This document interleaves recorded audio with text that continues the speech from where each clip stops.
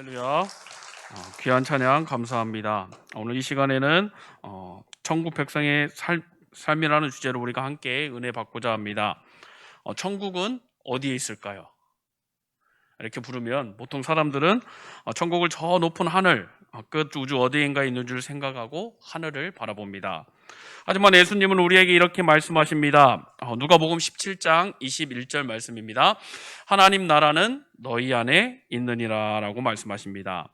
오늘 이 말씀은 천국을 부정하는 말씀이 아니라 천국이 바로 우리 마음에서부터 시작되고 마음에 천국이 없다면 그 다가오는 천국 역시 희망할 수 없다라는 것입니다. 그런데 예수님께서는 참으로 귀한 말씀을 하셨습니다. 요한복음 14장 6절 말씀 함께 같이 읽겠습니다. 예수께서 이르시되 내가 곧 길이요 진리요 생명이니 나로 말미암지 않고는 아버지께로 올 자가 없느니라 라고 말씀하셨습니다.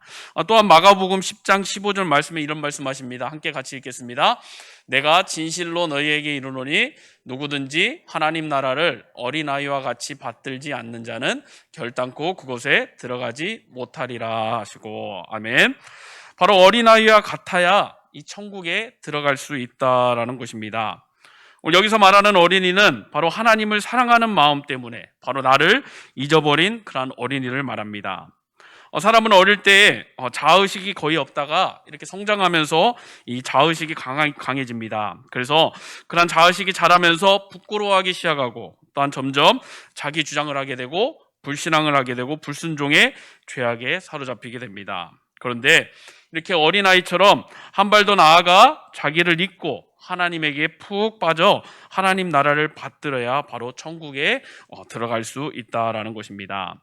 오늘 본문은 고린도 교회가 제기한 바로 우상 제물 취식 문제와 관련한 바울의 결론적인 권면입니다. 바울은 지금까지 논의된 그러한 우상 제물 취식 문제가 바로 그리스도인의 자유와 밀접한 연관이 있다면서 모든 것이 가하나 모든 것이 유익한 것이 아니다라는 그런 전제하에 바로 그리스도인의 행동 원칙을 이야기하면서 두 가지로 요약해서 제시하고 있습니다.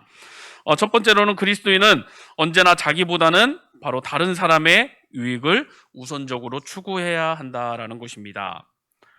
바울은 이를 설명하기 위해서 다시 우상 제물 취식 문제를 거론합니다. 즉 그리스도인은 자유롭기 때문에 비록 그것이 우상 제물이라 할지라도 거리낌 없이 감사함으로 먹을 수가 있다라는 것입니다. 그러나 만일 그 우상 제물을 먹는 것이 영적으로 성숙지 못한 자들에게 영향을 미쳐서 실족하게 할 가능성이 있다면은 먹지 않는 것이 바로 그리스도인의 미덕이라는 것입니다. 그것이 그들의 자유를 올바르게 사용하는 것이라고 말하고 있습니다. 그리고 두 번째로는 그리스도인은 무슨 일을 하든지 하나님의 영광을 위하여서 해야 한다라는 것입니다. 이것은 하나님께서 인간을 창조하신 목적과도 일치합니다. 그리고 두 번째 행동 원칙 역시 첫 번째하고 일맥상통합니다. 오늘 그리스도인은 다른 사람에게 거치는 자가 되어서는 안 됩니다. 그리고 자신의 유익과 또한 권리를 포기해서라도 오늘 사람을 구원하여 하나님을 기쁘시게 해야만 한다라는 것입니다. 그렇다면 오늘 본문을 통해 구체적인 그런 천국 백성의 삶을 살펴보도록 하겠습니다. 23절 말씀입니다. 우리 함께 같이 읽겠습니다. 모든 것이 가하나 모든 것이 유익한 것은 아니요 모든 것이 가하나 모든 것이 덕을 세우는 것은 아니니 라고 말씀합니다. 오늘 23절 말씀처럼 성도는 모든 것을 할 수가 있습니다. 그리고 성도는 그리스도의 보혈로 죄와 사망의 법에서 해방되었습니다. 그러므로 누구도 성도를 정죄하지 못합니다. 결국 성도는 모든 것을 할 수 있는 자유인입니다. 그러나 성도의 자유는 모든 것을 행해도 좋은 자유는 아닙니다. 즉 모든 것을 할 수 있지만 모든 것을 행해도 좋다라는 것은 아닙니다. 성도는 자유인이지만 바로 이러한 죄를 행해서는 안 됩니다. 그것은 바로 성도의 자유가 바로 죄에서부터 자유이기 때문입니다. 또 성도가 모든 것을 할 수 있다고 해서 또한 그것이 자기와 다른 사람에게 유익이 되거나 또한 덕을 세우게 되는 것은 아닙니다. 그러므로 성도는 자신의 행동을 살펴봄으로써 오늘 자신의 자유가 공동체의 덕을 세우지 못하고 도리어 깨는 것이라면 절제해야 된다라는 것입니다. 그리고 아울러서 우리는 우리의 자유를 다른 사람의 유익을 위하고 또한 공동체의 덕을 세우는 데 사용해야 한다라는 것입니다. 바울은 24절에서 누구든지 자기의 유익을 구하지 말고 남의 유익을 구하라라고 했습니다. 오늘 이것이 바로 하나님이 우리를 자유케 하신 목적입니다. 특별히 오늘 바울이 23절에서 사용한 바로 덕을 세우는 것, 이것은 헬라어로 오이코도메로 건축물이나 그리고 건축 행위를 일컫는 말입니다. 그러니까 덕을 세우는 것이 바로 건축하는 것과 같다라는 뜻입니다.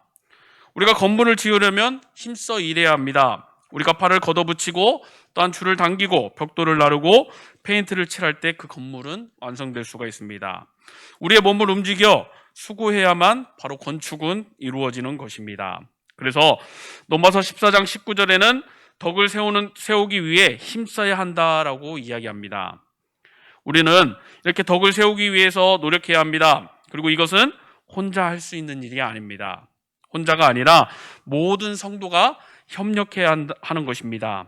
우리가 가진 것으로 함께 덕을 세워가는 것입니다. 이렇게 덕을 세워가는 것은 서로가 도움이 되고 그리고 돕는 것이고 또한 이롭게 해주고 향상시켜주고 또한 그 믿음을 복돋워 주는 것입니다. 이렇게 해야 할 이유가 있다면 그것은 바로 사람으로 구원을 얻게 하기 위해서입니다. 천하보다 귀한 영혼이 구원을 얻도록 하기 위해서 우리는 열심히 수고해야 하는 것입니다. 그리고 우리가 가진 것으로 다른 사람의 구원을 위해서 적극적으로 힘써 도와야 합니다. 오늘 성도는 이렇게 주님의 덕을 세우기 위해 이 땅에서 택함받은 존재들입니다. 누구도 예외일 수는 없습니다. 우리의 양 옆계에는 주님의 덕을 세우기 위한 사명이 있는 것입니다. 그런데 우리가 침묵하고 가만히 앉아 있다면 그것은 직무유기가 되는 것입니다. 성도 여러분, 오늘 우리는 모든 것이 가합니다. 그리고 우리는 우리에게 능력 주시는 자 안에서 우리는 모든 것을 할 수가 있습니다. 오늘 우리에게 맡겨진 그 사명을 따라 여러분이 가진 것으로 주님의 아름다운 덕을 세우기 위해 애쓰고 주님의 사명을 따라 행하시기를 소망합니다. 오늘 24절 말씀 함께 같이 읽겠습니다. 누구든지 자기의 유익을 구하지 말고 남의 유익을 구하라. 아멘. 오늘 자신의 이익을 포기하고 그리고 남의 유익을 구하는 것은 사랑이 있을 때만 가능한 것입니다. 이러한 사랑이라는 추상적인 개념을 현실화시키는 방법 중에 하나가 바로 남의 유익을 구하는 것입니다. 오늘 그래서 이것 자체를 사랑이라고 할 수 있습니다. 여러분은 이웃을 사랑하고 있습니까? 오늘 주님께서 말씀하신 그 사랑의 행동의 지침을 따라 살고 계십니까? 오늘날 많은 성도들이 남의 유익을 구하며 살기를 원하는 마음을 가지고 있습니다. 그리고 또 그것을 위해서 애쓰고 있습니다. 그런데 오늘 남의 유익을 구하는 것이 쉽지만은 않습니다. 혹시 남을 위한다고 한 행동이 오히려 남에게 상처가 된 적은 없으십니까? 만약 있다면은 그것은 우리가 진실되게 남을 위하는 법을 따르지 않았기 때문입니다. 남을 위할 때 우리는 반드시 이 법을 따라야 합니다. 그리고 이 법을 거치지 않는다면 오늘 남을 도우려는 행동이 오히려 방해가 되고 자기의 유익만을 구하는 행동으로 전락될 수가 있습니다. 병든 사람의 유익을 구하는 우리가 의사를 한번 생각해 보기를 소망합니다. 환자가 병을 치료하려고 그들이 가장 먼저 하는 것이 무엇입니까? 병을 찾는 것입니다.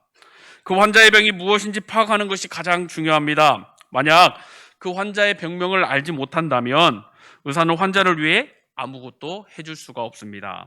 그래서 모든 치료의 과정에는 진찰이 가장 선행됩니다. 그리고 그것은 병을 낫게 하는데 가장 중요한 요소가 되는 것입니다.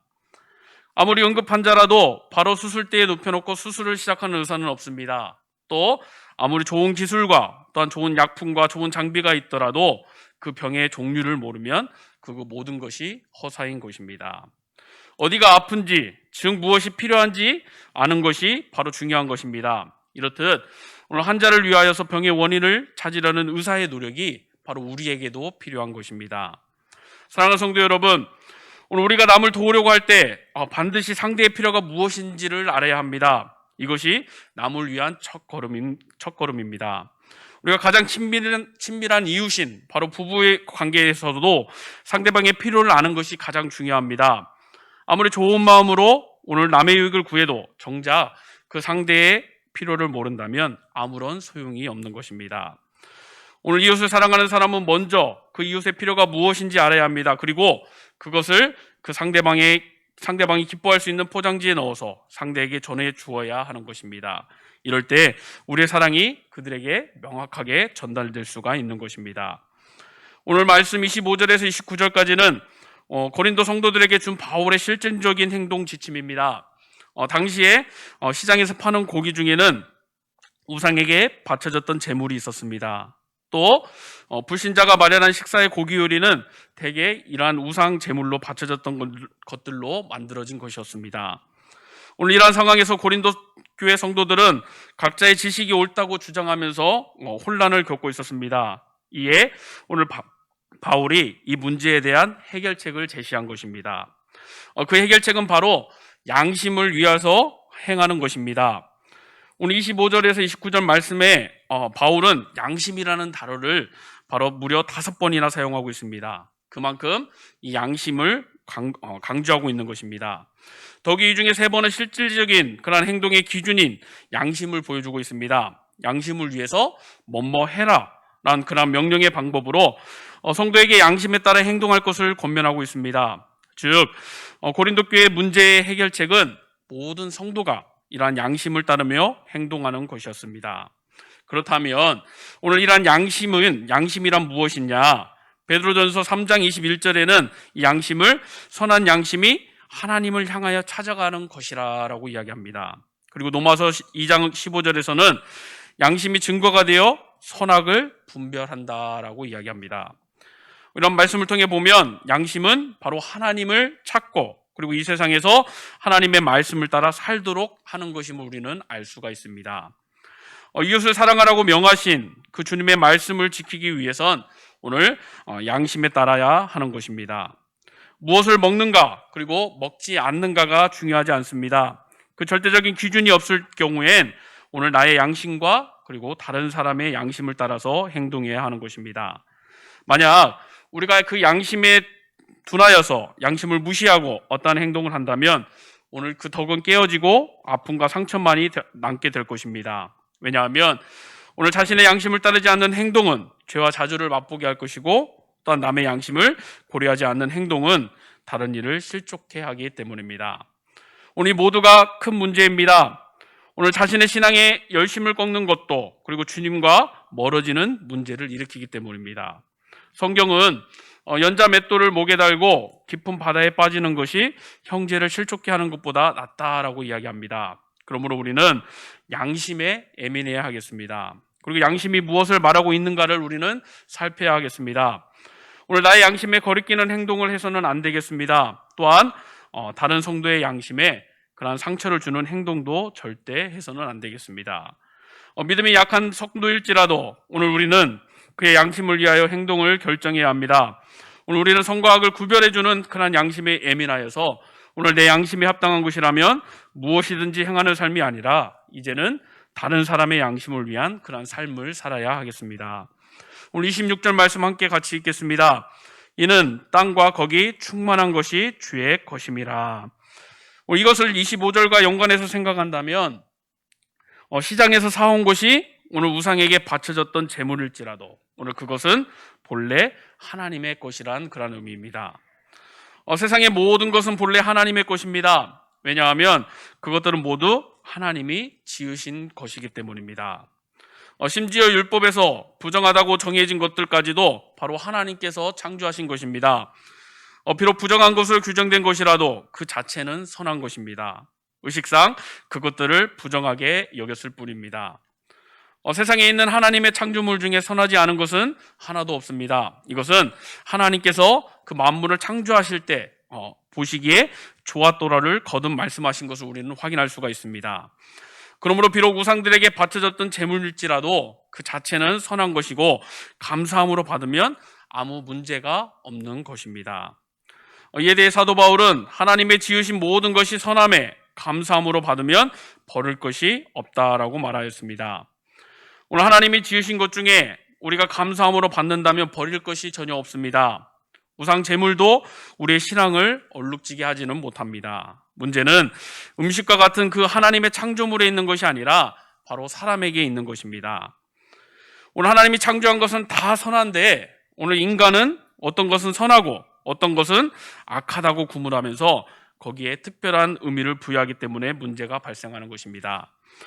이러한 문제 가운데 가장 대표적인 예를 들자면 오늘 날의 문제를 들 수가 있습니다.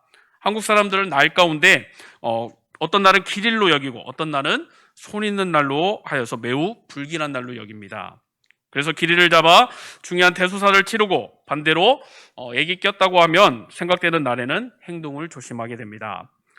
그런가 하면 서양 사람들은 13일을 싫어합니다. 그 중에서도 13일의 금요일은 마치 재앙의 날과도 같이 여깁니다.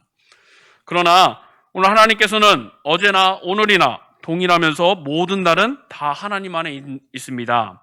말하자면 다 선한 것입니다. 다만 오늘 인간이 그날을 어떻게 활용하느냐에 따라 그것을 악한 날로 기억되고 또한 선한 날로 기억될 뿐입니다. 우리는 오늘 이 세상에서 모든 것은 하나님의 것이요 또 본질적으로 다 선한 것임을 인정해야 합니다.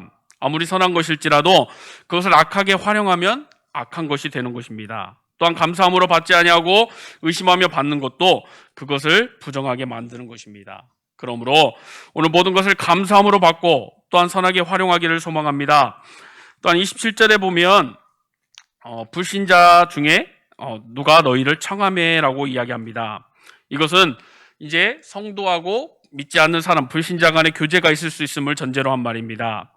우리 이 땅에서는 성도와 불신자가 섞여 살아갑니다. 또한 성도와 불신자는 각자 서로의 일에 충실함으로써 오늘 본인이 원하든 원하지 않든 간에 필연적으로 서로 도우며 살아갑니다.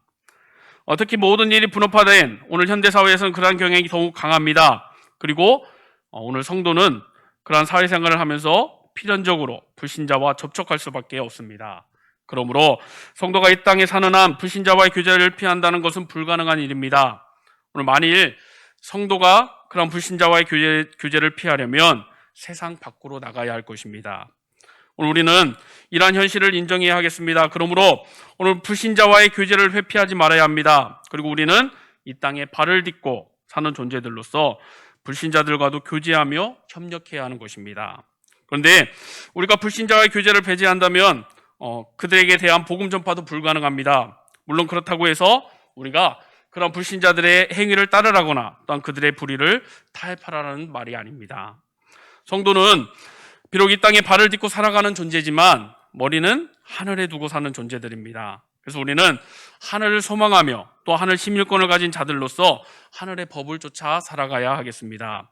그래서 성도는 오늘 하나님의 말씀에 순종하여서 불신자들과는 구별되는 성결한 삶을 살아야 하는 것입니다. 29절과 30절 말씀에 보면 주님으로 인해 주어진 자유를 이제 다른 사람 때문에 제한할 필요가 있는가를 묻는 두 가지의 질문이 나옵니다. 오늘 우리 성경으로 보면 그것이 정확하게 나오지 않습니다. 어디서부터가 질문인지 알기가 쉽지 않습니다. 그러나 우리가 공동번역을 보면 그것을 잘 알 수가 있습니다. 우리 성경 말씀 공동번역 10장 29절 30절 말씀 함께 같이 읽겠습니다. 왜 내 자유가 남의 양심 때문에 제약을 받아야 하느냐? 그리고 내가 하나님께 감사를 드리고 음식을 먹는데 감사를 드린 그 음식 때문에 내가 욕을 먹어야 할 이유가 무엇이냐? 모르겠습니다 라고 아멘. 이렇게 두 가지 질문이 나오고 거기에 덧붙여서 이제 반문할 사람이 있을지도 모르겠습니다 라고 이야기합니다. 자신이 생각하는 정당한 행동에 대해서 다른 사람의 비방을 받는다면 바로 이렇게 반문할 것입니다. 많은 사람이 다른 사람을 위한 절제의 권면을 속박으로 생각할 수가 있습니다. 그러나 오늘 신앙 안에서 한 형제를 위하여서 자신의 자유를 절제하라는 권면은 결코 우리를 속박하려는 것이 아닙니다. 우리의 자유를 박탈하려는 것이 아닙니다. 그리고 자유케 된 사람에게 다시 족쇄를 채우려고 하는 것이 아닙니다. 다만 다른 성도를 위해서 당신이 좀 절제해 줄 수 있겠습니다 라고 그렇게 요청하고 있는 것입니다. 오늘 자유를 절제하라는 권면은 우리에게 주어진 새로운 율법이 아닙니다. 오직 그 주님의 덕을 세우기 위한 부탁인 것입니다. 그러므로 절제는 율법이 아닙니다. 절제는 바로 성령의 열매입니다. 성령을 따르는 사람에게 마땅히 나타나는 열매입니다. 놀랍게도 그 성령의 열매 중에 가장 처음으로 소개되는 것이 바로 사랑입니다. 그리고 제일 나중은 절제입니다. 이렇게 사랑으로 시작되는 성령의 열매가 이제 절제로 마감된다는 것은 많은 사실을 의미할 것입니다. 오늘 하나님이 알파와 오메가요, 그리고 처음과 나중으로 설명되듯이 이 성령의 열매도 사랑과 절제로 설명될 수가 있습니다. 성령의 한 뿌리에서 열매 맺는 사랑과 절제는 따로 떼어놓을 수 없고 그것들을 서로 보완한다라는 것입니다. 오늘 자신들의 행동으로 인해서 이렇게 실족하는 형제가 있는데도 불구하고 절제하지 않는 자를 보고 어찌 형제를 사랑한다라고 말할 수 있겠습니까? 바울은 이 길을 다투는 자마다 모든 일에 절제하나니라고 말했습니다. 오늘 성도의 절제는 족쇄가 아닙니다. 오히려 주님을 더 닮으려는 그런 사람들에게 나타나는 증거입니다. 오늘 우리 모두는 이러한 절제의 열매를 맺어서 하나님께 더욱 가까이 나아가야 하겠습니다. 오늘 이렇게 살펴본 내용을 통해서 천국 백성은 이제 어떤 삶을 사는지 우리가 함께 계속해서 살펴보고자 합니다. 천국 백성의 삶은 먼저 나를 잊고 온전히 예배하는 삶입니다. 우리 31절 말씀 함께 같이 읽어보겠습니다. 그런즉 너희가 먹든지 마시든지 무엇을 하든지 다 하나님의 영광을 위하여 하라. 오늘 이 구절에서 삶의 제일 된 목적을 발견하게 됩니다. 바로 하나님의 영광을 위해서 사는 것입니다. 다른 말로 삶이 예배가 되게 하라는 말입니다. 이 말씀이 바로 로마서 12장 1절에도 나옵니다. 우리 함께 같이 읽어보겠습니다. 그러므로 형제들아 내가 하나님의 모든 자비하심으로 너희 몸을 하나님이 기뻐하시는 거룩한 산 제물로 드리라. 이는 너희가 드릴 영적 예배니라. 아멘. 오늘 그러므로 교회에서 예배를 잘 드려야 하고 그리고 나아가 이제 삶의 현장에서도 삶이 예배가 되어야 한다라는 것입니다. 성도라면 누구나 이 말씀을 한번 좀 들어보았을 것입니다. 모든 행동의 최종적인 목적은 하나님의 영광을 위한 것이어야 합니다. 오늘 그것은 하나님께서 성도를 죄에서 구원하신 이유가 바로 그들의 자유로 하나님을 영화롭게 하기 위한 것이기 때문입니다. 그래서 소요리 문답 제1문은 사람의 제일 되는 목적이 무엇이냐라고 묻고 하나님을 영화롭게 하고 그를 영원토록 즐거워하는 것이다 라고 답하고 있습니다. 사랑하는 성도 여러분, 무엇을 하든지 다 하나님의 영광을 위하여, 바로 이것은 바로 성도된 자의 삶의 기치요 행동 가치입니다. 오늘 우리가 무엇을 하든지 먼저 하나님의 영광을 구한다면 이 세상에서는 문제될 것이 아무것도 없다라는 것입니다. 고린도 교회의 우상제물 취식 문제를 비롯해서 각종 문제가 발생하였는데 그것이 왜 발생하였습니까? 그것은 그들이 무엇을 하든지 다 하나님의 영광을 위하여 하지 않고 자기의 기쁨과 그리고 만족을 위해서 한 까닭입니다. 오늘 마찬가지로 오늘날 교회에서 발생하는 문제들도 하나님의 영광보다 그 사람의 영광과 기쁨을 추구하는 데서 발생하는 것입니다. 오늘 하나님의 영광 대신 그 이기적인 자기 만족과 기쁨을 구하는 데서 모든 악이 발생합니다. 최초의 범죄도 오늘 하나님의 영광보다는 자기의 이기적인 만족과 그리고 그 기쁨을 위하여서 스스로 하나님같이 되려고 한 데서 비롯된 것입니다. 그러므로 여러분은 하나님을 위하여를 오늘 삶의 기치와 또한 행동 강령으로 삼으시기를 바랍니다. 오늘 우리가 하나님의 영광을 위한다면 우리는 우리에게 주어진 그 자유도 이제 다른 사람을 위해서 얼마든지 사용할 수가 있는 것입니다. 심지어는 주를 위한 고난도 우리가 즐겁게 감당할 수가 있을 것입니다. 영국의 청교도 소설가 리차드 백스트는 왜 인생이 기쁨이 없는가에 대해서 성도에게 기쁨이 없는 것은 하나님께 영광을 돌리지 않기 때문이다라고 말했습니다. 그러므로 어디에 문제가 있었는지 삶을 돌아보시기 바랍니다. 그리고 우리의 삶이 예배가 되게 하시기 바랍니다. 오늘 하나님을 사랑하는 마음으로 나를 잊어버리고 하나님이 나의 즐거움과 전부가 되어 온전히 예배하기를 소망합니다. 또한 천국 백성의 삶은 자기를 잊고 사랑하는 삶입니다. 우리 32절과 33절 말씀 함께 같이 읽겠습니다. 유대인에게나 헬라인에게나 하나님의 교회나 거치는 자가 되지 말고 나와 같이 모든 일에 모든 사람을 기쁘게 하여 자신의 유익을 구하지 아니하고 많은 사람의 유익을 구하여 그들로 구원을 받게 하라. 아멘. 여기서 유대인 그리고 헬라인 그리고 하나님의 교회는 바로 모든 사람을 의미합니다. 즉 교회에 속한 사람이나 세상에 속한 사람 모두에게 거치는 자가 되지 말라라는 것입니다. 오늘 나의 유익보다 모든 사람의 유익을 구하는 삶이 되라고 말씀합니다. 오늘 성도는 세상에서도 교회에서 생활하듯 생활해야 하는 것입니다.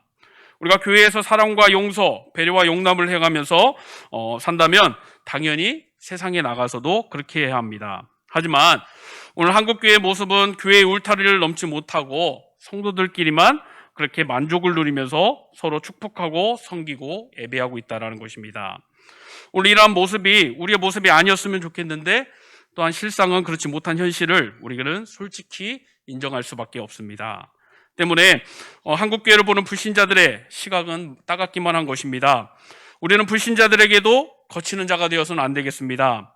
오늘 모든 사람을 포용하고 이웃에게 조금이라도 불편되는 것을 그만두라는 것이 아니라 그들을 실족해 하지는 말아야 하겠다라는 것입니다. 그들이 우리의 행실로 인해서 그 주님의 구원에서 멀어지지 않도록 해야 한다는 것입니다. 최소한의 예의를 지키면서 배려해야 한다는 것입니다. 불편을 호소하는 이웃에게는 그 불편을 해소하기 위해 노력해야 한다는 것입니다. 적어도 성도는 그 이웃을 넘어뜨리는 걸림돌이 되지 말아야 하겠습니다. 오늘 교회와 성도는 이 교회라는 울타리를 넘어서 그리고 불신자들까지도 배려해야 하는 것입니다. 그리고 그들은 우리의 전도 대상이라는 것을 우리가 꼭 기억해야 하겠습니다. 그리고 하나님의 구원의 대상입니다. 결코 우리는 그들을 넘어지게 하는 걸림돌이 되어서는 안 되겠습니다. 사람은 세 종류의 사람이 있다라고 합니다. 세 종류가 있습니다. 첫 번째로는 개미와 같은 사람입니다. 남에게 유익도 손해도 주지 않는 사람입니다. 어떻게 보면 일순화만한 사람입니다. 또한 두 번째로는 거미와 같은 사람입니다. 남에게 손해만 주는 사람입니다. 그리고 세 번째로는 꿀범과 같은 사람이 있습니다. 남에게 유익만 주는 사람입니다. 꼭 있어야 할 사람입니다. 그에게 바로 사랑이 있기 때문입니다. 우리 모두가 이렇게 꿀벌과 같아서 사랑이 많은 꼭 필요한 사람들이 되기를 소망합니다. 인도에 썬다싱이라는 사람이 있었습니다. 하루는 이 썬다싱이 한 사람의 동료와 함께 눈이 많이 쌓인 산길을 가고 있었습니다. 추운 날씨에 눈 덮인 산길을 가면서 이들은 지체하다가는 자신들의 목숨이 위태하 추워서 얼어 죽을 것 같다라는 판단이 되어서 더욱더 발걸음을 재촉하고 있었습니다. 그런데 산을 넘기 전에 한 사람이 길에 쓰러져 있는 것을 발견했습니다. 아마도 그들보다 앞서서 그 눈길을 가다가 지쳐 쓰러져 있는 것 같았습니다. 그래도 죽은 것 같았지만 사람이 쓰러져 있으니까 이 썬다싱이 가슴에 손을 대봤습니다. 다행히 아직 죽지 않고 심장이 뛰고 있었습니다. 그래서 같이 가던 동료에게 업고 가자고 말합니다. 그러나 동행하던 사람은 반대하고 먼저 가버렸습니다. 할 수 없이 썬다싱은 혼자서 그 사람을 업고 걷기 시작했습니다. 그렇게 땀을 뻘뻘 흘리면서 그 사람을 업고 가는 동안 그 엎혀있던 사람의 몸에 열이 전달되고 차가웠던 그의 몸에 온기가 돌기 시작하면서 그가 정신을 차리게 됐습니다. 그렇게 둘은 서로 도우며 산길을 갈 수 있었습니다. 그런데 한참을 가던 이들은 또 한 사람이 눈길에 쓰러진 것을 발견합니다. 가슴에 손을 대보니 그는 이미 죽어 있었습니다. 바로 그 사람은 다름 아닌 혼자 살겠다고 가버린 그 사람이었습니다. 사람은 혼자 잘 먹고 잘 살겠다라고 남을 배반하고 남을 저버리고 속이고 하면서는 결코 잘 살 수도 그리고 행복할 수도 없다라는 것입니다. 서로를 도와해주고 또한 사랑해줌으로써 자신도 행복해지고 남들도 행복하게 해줄 수 있는 것입니다. 오늘 나만 살겠다는 그런 생각을 버리고 남의 유익을 구하며 자기를 잊고 사랑하는 그런 천국 백성의 삶을 살기를 소망합니다. 또한 천국 백성의 삶은 바로 예수님을 닮아가는 삶입니다. 11장 1절 말씀 우리 함께 같이 봉독하겠습니다. 내가 그리스도를 본받는 자 된 것 같이 너희는 나를 본받는 자가 되라. 여기서 바울은 자기를 본받으라고 이야기합니다. 이것은 바울이 자신을 완전한 삶의 모델로 제시한 것도 그리고 또 자신의 모든 행동을 본받으라라고 그렇게 말하고 있는 것도 아닙니다. 다만 성도들에게 자신의 그 자유의 절제를 본받으라라고 이야기하고 있는 것입니다. 바울은 우리가 아는 대로 참으로 자유한 자였습니다. 우선 그는 육적으로 자유하였습니다. 그는 히브리인 중에 히브리인으로 바리새인이었고 또한 로마의 시민권을 가진 자였습니다. 대개가 종의 신분이었던 고린도 교인들에 비하면 그는 참으로 고귀한 그런 신분의 자유자였습니다. 또한 그는 영적으로 누구보다도 자유로운 자였습니다. 그런 복음의 진리를 누구보다도 잘 알고 있었고, 또한 믿는 자에게는 정죄함이 없다는 것을 확신한 자였습니다. 그리고 그는 권리도 많이 있었습니다. 그는 사도로서 교회의 지원을 많이 받을 수 있었습니다. 이러한 그가 어떻게 행동했냐? 그는 자기의 자유를 철저히 절제하였습니다. 자기의 모든 권리를 포기하였습니다. 교회에 덕을 세우고 몇 명이라도 더 구원하기 위해서 그는 스스로 종임을 자처했습니다. 그런 바울은 이제 자기가 그리스도를 본받는 자 되었다라고 이야기합니다. 즉 그리스도가 바로 자기 자유 절제의 모델이라는 것입니다. 우리 눈으로 보기에는 완전해 보이는 바울의 절제조차도 바로 그리스도의 절제를 모델로 한 것이었습니다. 이것은 바로 예수 그리스도야말로 자신의 자유와 권리를 절제한 완전한 모델이 되신다라는 말입니다. 사랑하는 성도 여러분, 예수님, 그 예수님이 어떤 분이십니까? 그리고 그분의 정체가 무엇입니까? 바로 성자 하나님이십니다. 그리고 그분은 하나님의 영광의 본체이십니다. 오늘 자유로만 하면 그분처럼 자유하신 분이 없습니다. 또한 그분은 창조주이십니다. 오늘 만물에 대한 절대 주권을 지니신 분이십니다. 따라서 당신의 뜻대로 무엇이든지 할 수가 있습니다. 그런데 오늘 그러한 예수님께서 그 모든 자유와 권리를 포기하셨습니다. 그분은 종의 모습으로 오셔서 죄인들을 섬기셨고 오늘 하나님의 능력을 지니셨음에도 불구하고 자기를 위해서는 그 능력을 전혀 사용하시지 않았습니다. 그리고 지옥의 십자가에 매달려 그 조롱을 받으시는 그 순간에도 당신의 그러한 자유와 능력을 사용하시는 것을 보게 하셨습니다. 왜 그러셨습니까? 바로 우리 죄인들을 구원하시기 위함입니다. 오늘 바울은 바로 이러한 그리스도의 모범을 쫓아 복음 전파를 위해서 자신의 자유와 권리를 포기하였던 것입니다.